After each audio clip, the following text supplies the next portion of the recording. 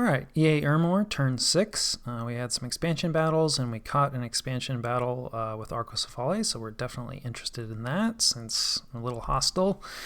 Probably are going to be tangling with them soon. Yeah, this is kind of our combined force, I believe, our oversized party, which, yeah, we're going to have no trouble here.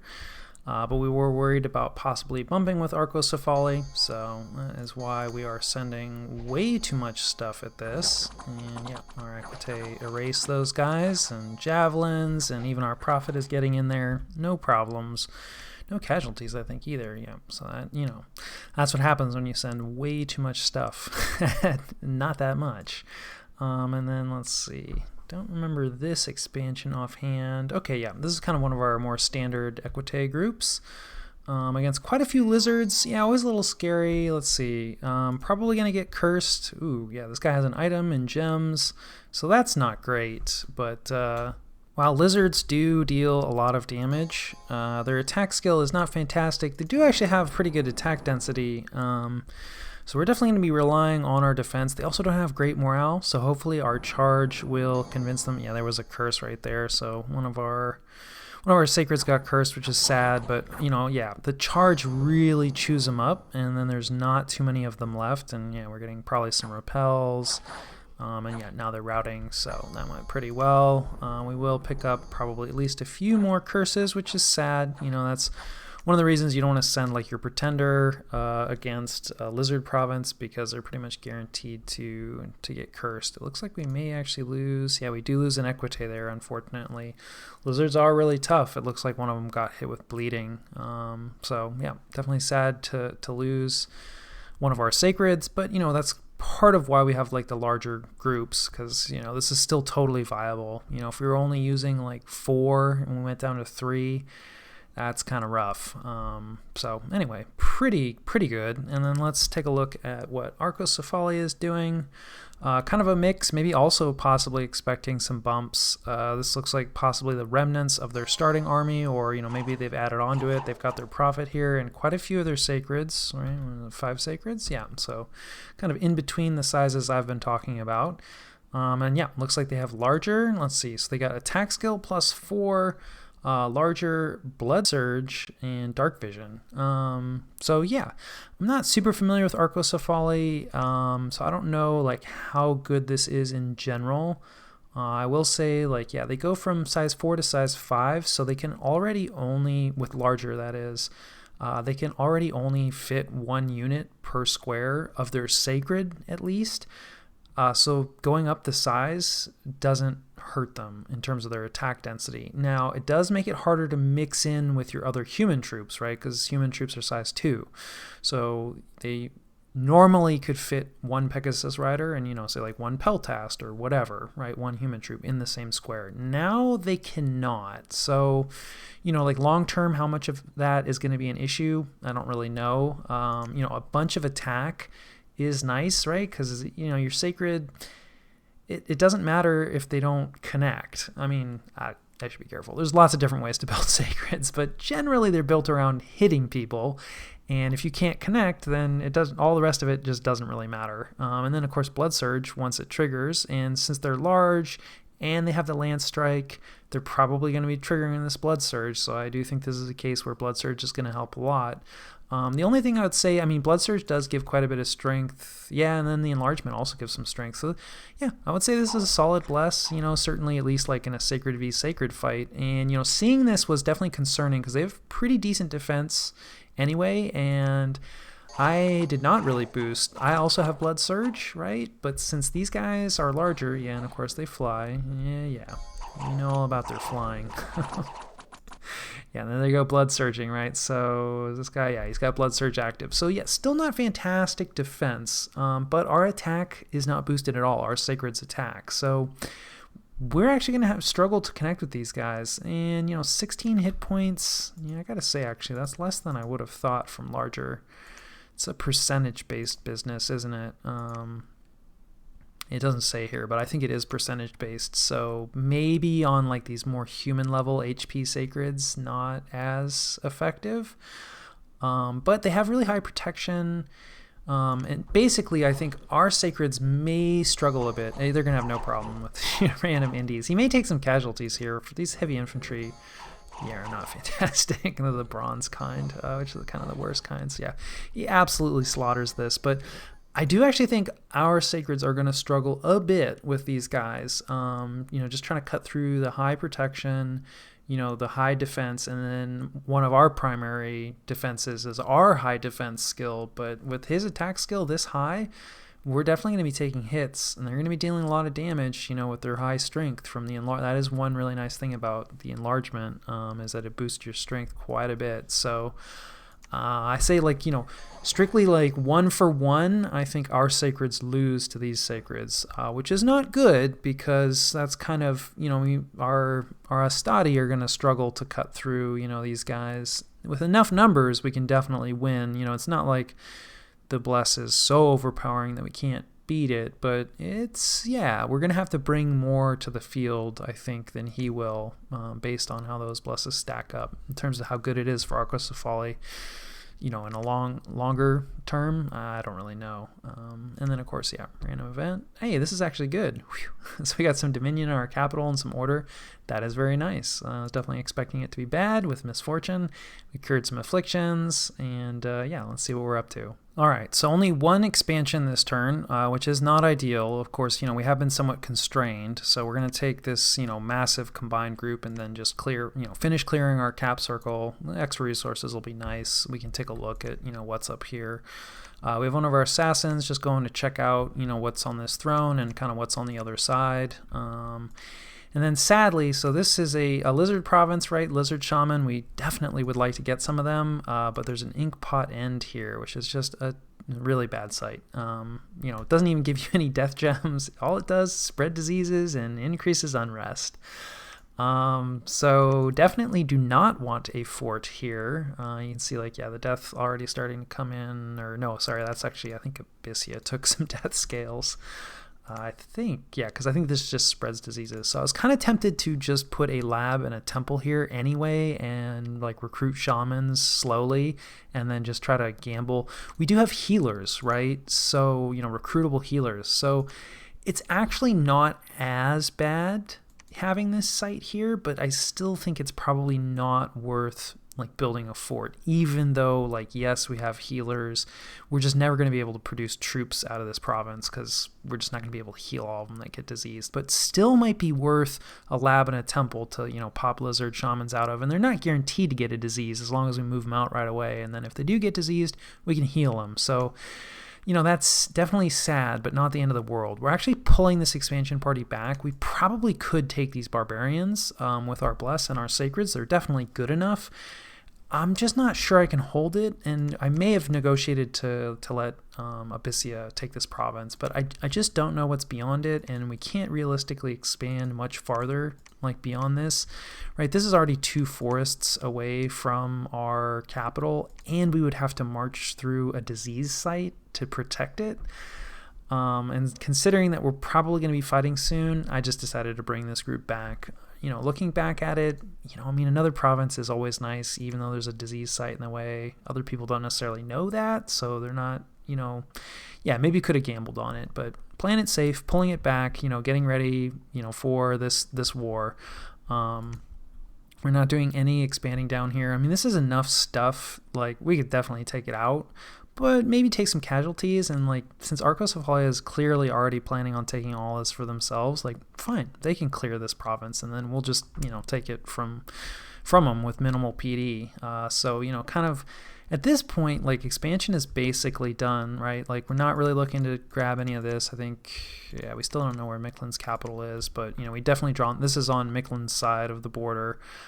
So there's the throne down here, and this province and maybe what's beyond it, but we actually don't have much, more expanding to be doing, and that's just sort of the nature of these smaller full house games. Obviously we didn't end up with a great expansion here. Like I said, using the larger groups like this does mean you're slower out the gate, and so that's going to contribute to how small we are. But and then also, of course, getting blocked pretty quickly. We didn't expand super well, but I also feel we didn't expand badly. Like, certainly we could have easily kept expanding, if there was room. It's just there isn't. So yeah, we'll see how that goes. But in the good news department, starting the first infrastructure, like right on time. Turn 6 traditionally, there's lots of different ways to play, and certain nations want forts at different times, and et cetera, et cetera. But if you're just looking for a rule of thumb, turn 6, start your first fort. That's good. So very happy to see this going up. A little scared that it's only six Hoberg PD. This is any random event will knock this down. So there's no misfortune here yet, at least, thankfully. Could have maybe tried to put more PD, but to be honest, these guys are so awful. I just don't think it's going to matter. You put 10, 15 PD, it just doesn't matter. So, we're just rolling the dice, maybe honestly cover it with some troops at some point, if, we're not going to go for this stuff with Arcocephali, but we'll see. In terms of recruitment, getting another mage and then, more cavalry. We have a bunch of holy points left over, which is a little suspicious. And yeah, this is an equite. This is an equite of the Sacred Shroud. Equite, Sacred Shroud. So yeah, these units look really similar, and it's just, a couple of times I mean to queue up Sacred Shroud and I queue up equite instead. So we're not recruiting any sacreds this turn, which really hurts because we're kind of focused on that with our bless and for our expansion, and it is what it is, that's just part of Dominion's life. So we're going to have some cavalry. Some of it's going to be sacred. Some of it isn't. So yeah, I think that covers turn 6. All right, EA Ermor, turn 7. Let's take a look at our one expansion battle. Actually, probably don't need to watch this. It's just, ghouls and Solus are pretty bad. You do have to watch out. They do have this poison claw, so, poison can be a bit rough. But they have really terrible stats, and we brought our prophet. Anytime you're up against undead, bringing your prophet in helps a lot. I think we even have another priest, and yeah, anyway. Undead are not the toughest, but sometimes can be a little surprising for certain groups. And then we caught an Arcocephalian expansion. Okay, it was just a ping, so I think this is the province with all the hoplites. So, he felt that this was risky enough. He wanted to take a look at exactly, how many. I think it was reporting like 60 last turn, and only 47. I find that, these independent hoplites, they do have really high protection. So that can be an issue depending on what you're expanding with, but generally they don't seem to do fantastic. So yeah, I usually don't ping them. We've cured an affliction, so that's cool. And then let's see what we're up to. So yeah, we're just leaving we're hoping to catch this expansion. Maybe do some assassinating once it comes in. We'll see. Haven't decided yet. And then cruising assassins, kind of just scouting Arcocephali, they haven't cleared their cap circle. Looks like they super focused our direction, which is kind of unfortunate. And that's just how it goes sometimes. People go, they don't expand evenly. So sometimes you can get in the situation where kind of all your neighbors ended up focusing their expansion in your direction, and you get really constrained. I don't think that's really necessarily what happened here. We can see, speaking of rough expansions, Agartha really looks like they're struggling here. They have most of their cap circle is still independent, and we can only see, maybe they just decided to do a laser expansion and they have a lot of provinces, but usually I feel like that's not a good way to expand because it leaves you really vulnerable with a lot of neighbors. So usually you want more like a circle, right? It's usually kind of the shape you're hoping to achieve generally. So yeah, it looks like Agartha has really been struggling, and maybe a good first target for us, right? They're not actually that far away, right? This is their capital. Obviously we have this Arcocephali business to deal with, but we're going to have the help of Abyssia there. Like I said, I do think their sacreds are going to stack up well against ours, so we'll see, right? We may go down to Arcocephali, but if we don't, this is looking rough from Agartha. So and then speaking of rough, we're not going to keep expanding to the north. This is 130 barbarians. Oh yeah. So, and then we also saw this is Russ's capital. So kind of another reason. So this throne in their cap circle, not going to be going for that. That would be a declaration of war against Russ. And, we can't really expand. So we could have picked up this barbarian province, but, we couldn't have kept going. So, maybe should have gone for him. Like I said, I may have agreed to give this to Abyssia, who, yeah, I think this is their capital, which we can't actually see yet, but it's a wasteland, and yeah, it's Abyssia. Not that nations don't always get like lock starts. Yeah, doing no expansion this turn, so definitely preparing for, Arcocephali, just kind of turtling.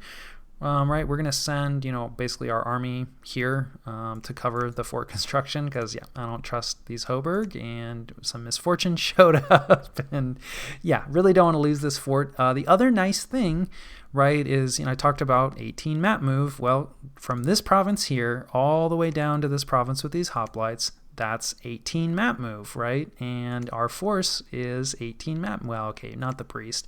That is one nice thing about profiting your centurion, right? Because now you have a priest that can map move 18 natively. It doesn't need, with items, you can get these guys moving at 18 or greater. But we don't need him because we have our prophet. So our army can just sit here and cover this fort construction, and then when the time is right, they can hit this province in one turn. And again, like this is, even if Arcocephali has scouts like scattered around and they see this army up here, most people are not going to expect like a human infantry army to be able to make a move like this. So hopefully we're going to be able to surprise Arcocephali, like maybe throw an assassination in, hit them right after they hit this province with when they're clearing it out for expansion. Kind of depends, like if they do poorly, then maybe we'll go in. If they do well, then maybe we'll bide our time. But yeah, and then just bringing our other group home. Like I said, we're pretty much focused on this war right now, because this is kind of where we were hoping to expand anyway. Arco was pretty rude with their expansion, and we have friendly relations with our other neighbors, and I think I reached out to Russ, and yeah, I mean, we have, right, 130 barbarians and a throne in between us. So, like, while we are, like, sort of pseudo neighbors, we're also kind of, like, not really immediately neighbors. So, yeah, we're probably not going to have a lot of interaction with them, at least for the early part of the game, and does sort of constrain our expansion to the north. So, yeah, just planning on that war. And to that end, I think, yeah, we corrected. So, are recruiting our sacreds this turn. That's good. Double recruiting centurions, always sad to not be getting a mage, but really do need, commanders. The other downside of the whole 18 map move business, right, is that, like, we're recruiting some militia here. Interesting. Not sure why we're doing that. But anyway, these just random commanders that you normally can get to shuttle your units around, they're only map move 14, which can be fine if you're just shuffling troops around in the back line. I definitely still will get some of these guys. But I mean, it does hurt, and when you're trying to, and certainly they can't be a part of the main army, right? If we want another leader to command more troops, got to be like a centurion, which means it's got to come from one of our forts, which means we have to spend fort turns for those commanders. So that is definitely a price that you pay, right? Because that's not a mage that you're getting, or, whatever. So that is a downside, but, it should be worth it in the long run. A few more Astadi to round it out. Looks like we're doing, yeah, wow, we're recruiting up a bunch of militia. Not really sure. You know what? That's probably, we're going to try to use them as lance catchers, right? So Arcocephali is probably going to do an attack rear command. Pretty normal with very strong flying sacreds. So, and the lance does a crap ton of damage. And we definitely don't want to lose our equite to the lance. And ideally, we don't want to lose our Astadi to the lance either. So we'll just recruit up some militia, not too many. We don't want to trigger like an HP route, but yeah, I don't know, like 20, 30 militia, like stick them at the back, let them catch lances, and then, have the actual troops, our actual troops, do the killing. So I believe that's the thought process there, because yeah, usually you don't want militia. They are really, truly abysmal. Let's take a look at research. Yeah. Okay. So we're going for conjuration first. Yeah, I don't know what I'm doing with research. I don't know what I'm doing in general. So this is like a pretty safe choice, I feel like. If when in doubt and you have some kind of elemental access, going for Conjuration 3 is like kind of a safe choice because it's going to get you the small elementals, which is one of maybe the best, or at least like the most effective way to turn, mages into like early combat strength. It is expensive because it chews up a bunch of gems, and like the baby elementals aren't amazing. But anyway, and it's a useful path. We also want to hit Conjuration 5 for our Lars. So this is not a crazy research priority, but yeah, maybe If I had a different bless, alteration, alt 5 is actually a really good target for Ermor if you have Spirit Sight on your bless, because everybody casts Solar Eclipse, but that's not something I knew when I was putting together this build. So we do not have Spirit Sight on the bless, and then alteration just has some other really nice pickups for astral along the way. So anyway, there's lots of different things. Ermor is also a really strong research nation and a fire nation. Construction 6 for lanterns to just really go nuts. Thaumaturgy for like soul slay. Enchantment for flaming arrows, and you can do skelly spam. Evocation, like we have really strong evocation. We have good magic as early age Ermor. So you have a lot of attractive options for your research targets. So anyway.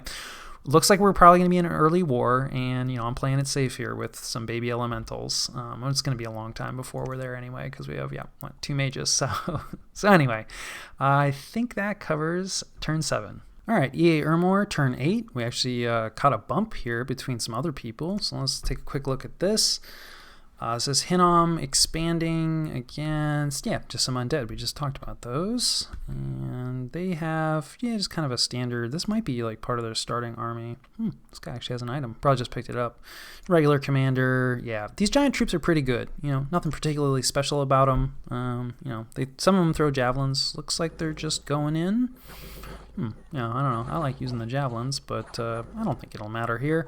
They're cleaning up these ghouls pretty well. Somebody did take a little damage. Doesn't look like he got poisoned, or at least it didn't do a lot of poison damage.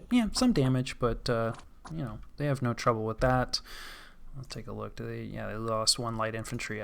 These guys aren't too expensive, so that's perfectly acceptable expansion, looks like. But then they bump into Russ, so let's take a look at this. This could be interesting.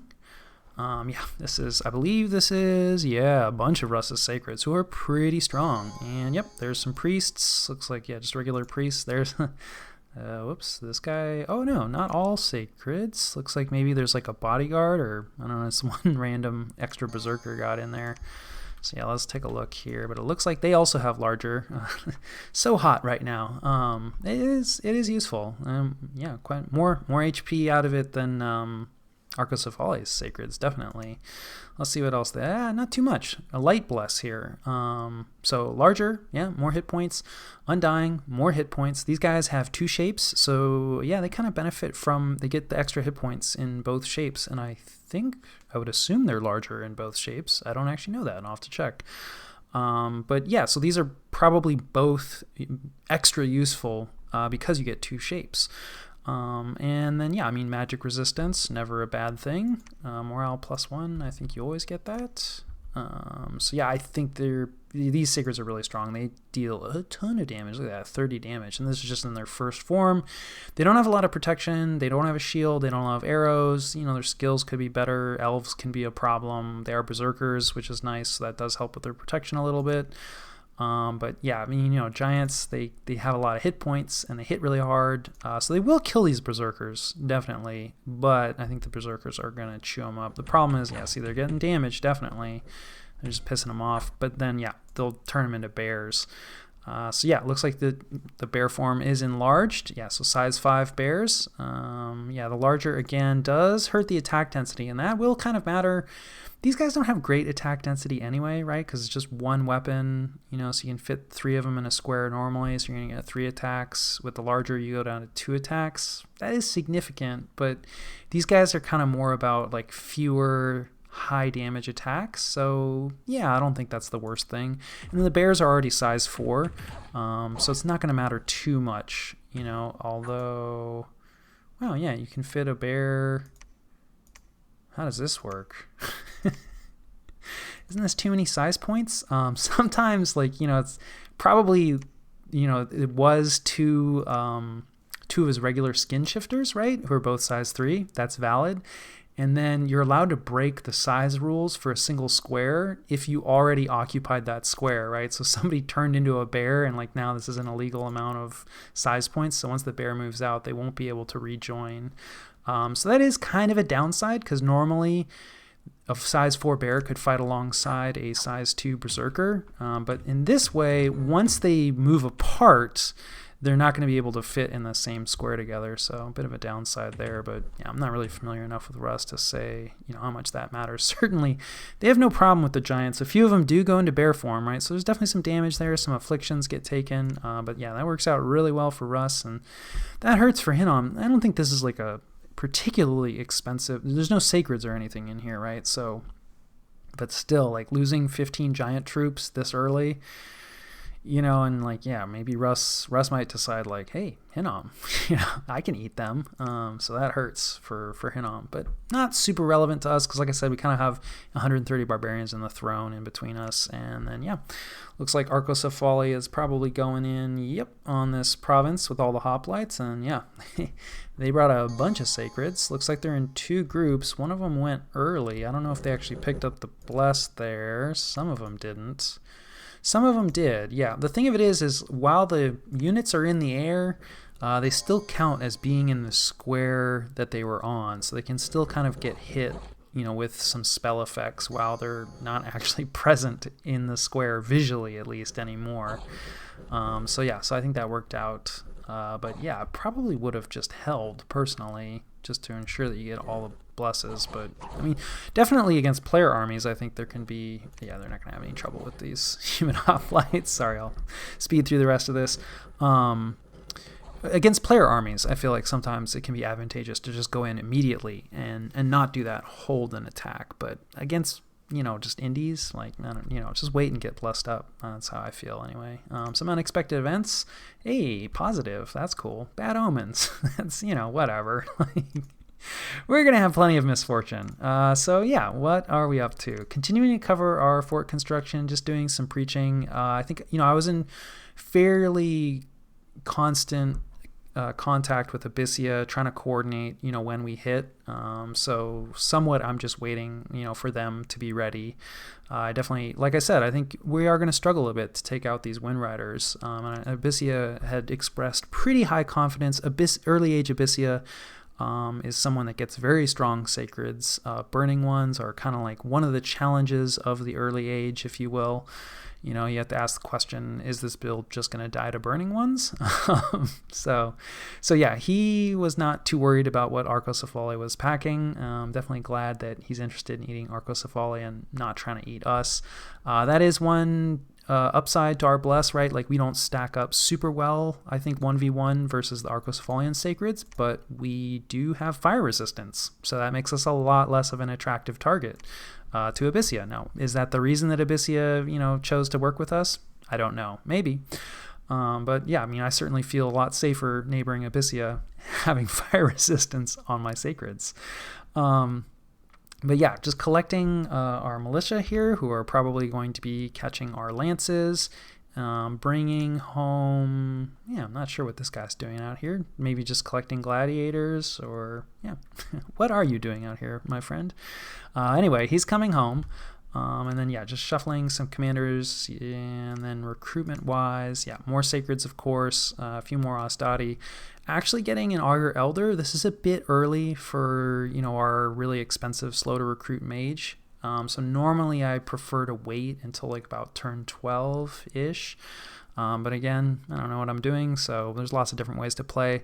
For early age Ermor, this is calculated. I want to get out there and start doing some site searching for death as quickly as possible. And, these guys, they have our death paths, right? And augurs, they're never going to get any death. So if we want to do some site searching for death, we need to get an Augur Elder out as quick as possible.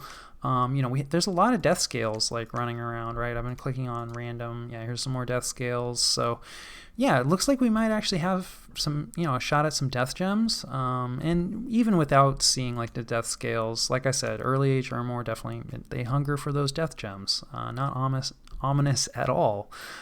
So yeah, trying to get him out early and get some site searching in, continuing to scout around. It does kind of look like Agartha went for more of like a laser, I guess, like, Agartha does really want caves. So, like, maybe they were just like, let's get in this cave system as quick as possible, and we'll worry about,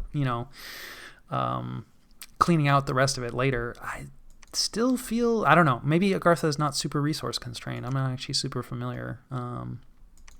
But yeah, this is definitely an odd expansion path, but considering it's Agartha and it's running through a bunch of caves, maybe not so crazy. So yeah, bringing our scouts kind of back, or our assassins that we're using as scouts, I do want to see like when Abyssia actually attacks. I don't really have any particular reason to disbelieve them, but it's like trust but verify is kind of I think a good motto. So we're going to send our assassins up to actually confirm that, like, yes, Abyssia is launching an attack, and they're not just blowing smoke. So yeah, I think that more or less covers it. So that was turn 8. All right, EA Ermor, turn 9, kind of a slow turn in terms of events. We got our first research done, so that's cool. We've talked about that.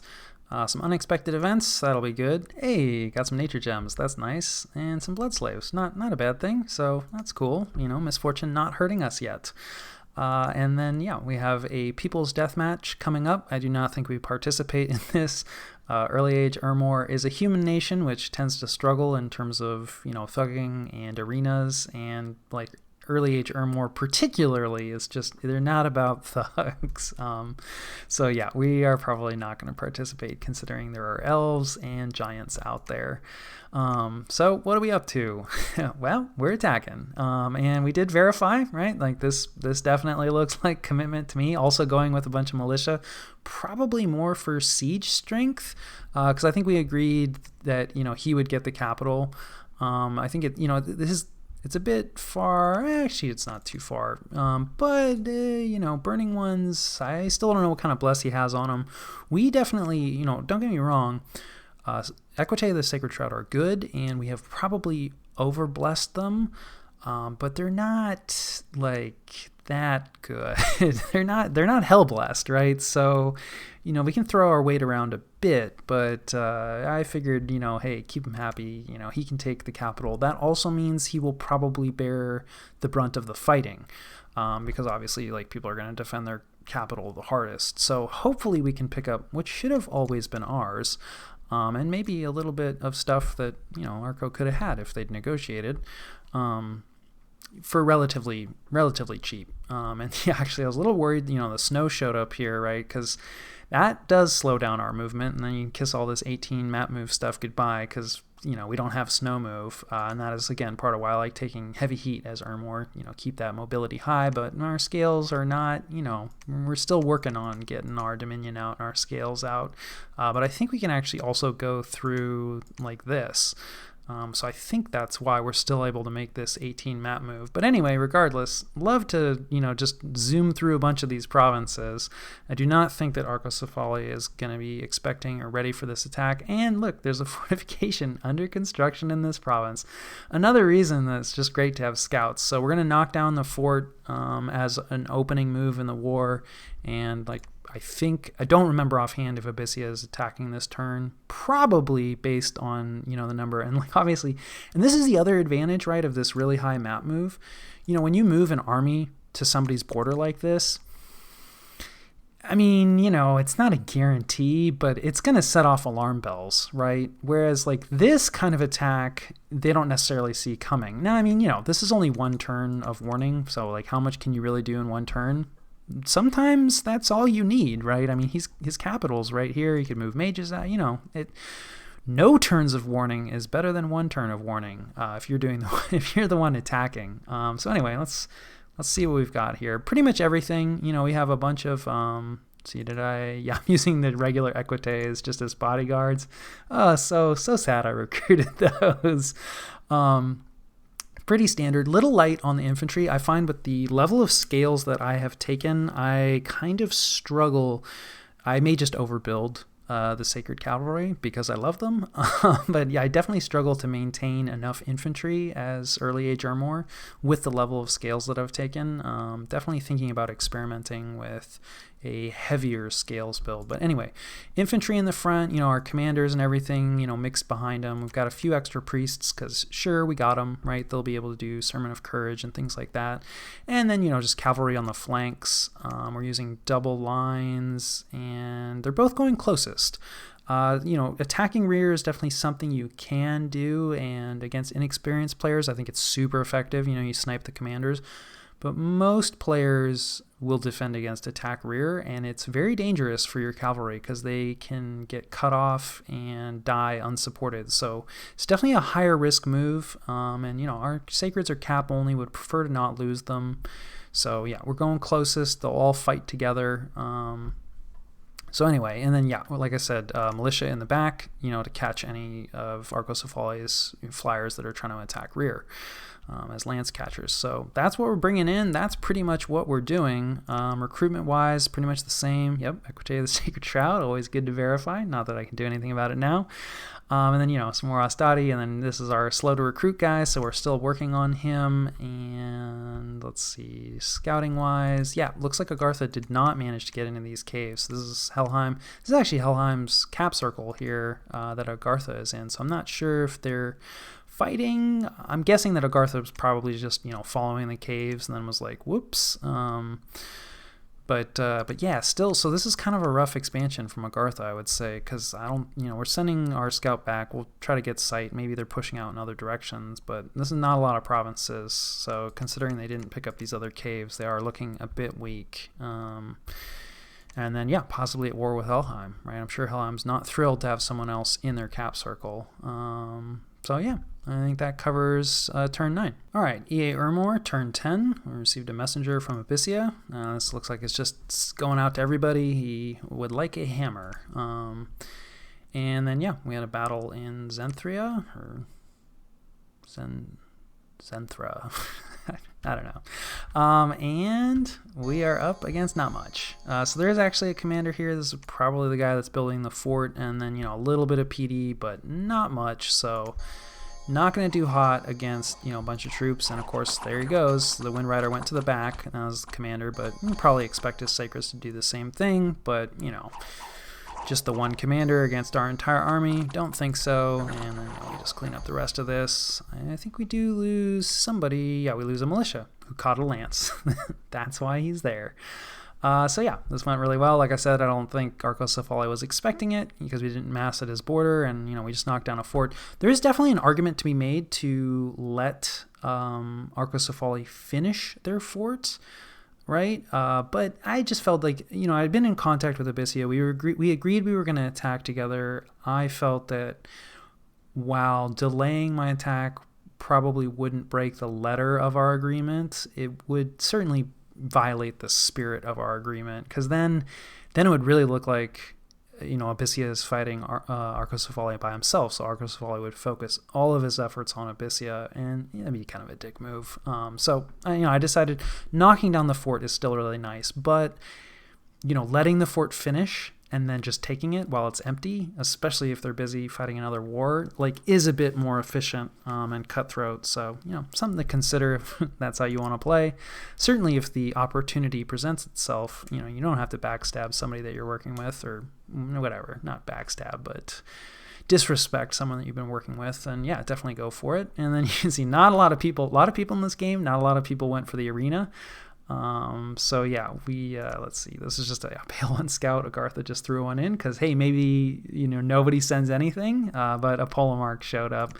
Let's take a quick look and see how geared is this. Oh, not geared at all. But Polemarchs are really good, and this is the reason we didn't really send anybody, because we know that there are other nations out there that have much better thugs. Let's take a look. We might as well look at the final an unkitted warrior sorceress, who is, you could conceivably win against a lot of things. Probably not against a Polemarch, but you can see it's taken a second, but I think the Polemarch is going to come away with it, and he does. So the joys of the vanilla arena. This is one of the reasons that people really like the better arena mod, because it's and some people argue that it's unbalancing. Basically, you just get better rewards because they got the champions headband. Not super familiar with this. Most of the stuff that you get out of the vanilla arena is not great. So if you want more arena participation, there are mods out there that will encourage that. And we finished our first fort, which is great. This is what, turn 10, right? I think. We'll double check. We bought some mercenaries because, we're going to be at war, and it's nice to pick them up. A little extra troops. These guys aren't fantastic, but they're not bad either. Decently skilled swordsmen. Yeah, we'll take them. So yeah, it is turn 10. Yeah, so first fort finished on turn 10. This is probably one of, if not the fastest that I've ever done. This is, perfectly on time. Not always how I run with my infrastructure. We are building the fortress. Sadly, we did not move any mages or priests in position. That is probably, yeah, we're sending a mage out now to build a lab. So here I am tooting my horn about infrastructure, but could have timed that better. Money-wise, I'm not sure we could have actually pulled it off. And of course, we are going to war, so infrastructure does tend to take a little bit of a backseat when you're doing that. And it looks like Abyssia did attack as well, chose to just bring his burning ones forward. Probably smart, keeping his siege chaff behind and protected. This is enough militia that it could HP route his sacreds, probably. Of course, he doesn't get the benefit of the lance catchers now, but yeah, protecting your siege chaff against real fights is definitely a good idea. So yeah, this is looking good so far. We are sending, let's see, a Centurion. This is this 18 map move, just with some Equite that we recruited. So our, one turn of cap recruitment. We will not be able to bless them, which is a bit sad. But there is almost nothing here, so they're going to be able to handle it unblessed, no problem. That said, probably should have split off a priest and sent him down there to bless him, just in case we bump with some Arcos Folly stuff. On the other hand, Holy Twos are able to use Holy Word to stun enemy sacreds, so I do think I wanted to keep them with the main army in case we got jumped on, by a bunch of Wind Riders. So yeah, you could go either way with that. And yeah, we're sending our main army out here. There's just a single Wind Rider, probably left over from, somebody that retreated or something like that. Same stuff. Yeah, we've brought all of the Equite behind now. So, kind of expecting, ideally they'll jump on the militia, and then, we'll engage with any Wind Riders with our strongest troops. But yeah, we'll see. This does mean, when they're attacking, they're going to get hung up quite a bit on other guys. But we don't really need a ton of, our legionary infantry is going to handle most the infantry that we're going to run into. So it's really the Wind Riders that we're most worried about, and they're probably going to be jumping to the back, especially considering how that commander was scripted. But not expecting a lot of resistance here. I'm not actually sure what is their map move. Let's see, Pretenders of the World. Oh boy, now I have to try to find, here they are at the top. Yeah, map move 24, that's pretty darn far. What are we looking at? Okay, so it says 37 for me, so maybe they can't make that jump from the capital in one turn. I think flyers, usually it's 2 provinces. Yeah, they could probably jump here. So yeah, not expecting a lot of resistance here, but, yeah, maybe could have split in a force out and taken the main force here, but anyway, yeah, lots of things you could do. And yeah, I think that more or less covers it. Let's see, what is our scout scene? Yeah, so it looks like we found early age Ulm down here. So yeah, Agartha is looking similarly constrained. I mean, it's the nature of these full house games. Everybody's pretty constrained. Speaking of, here's Calum, here's TNN. There's a reason Arcocephalia is hey, all of this should be mine, because yeah, everybody's got problems. So anyway, yeah, that's our scouting, and I think that covers turn 10.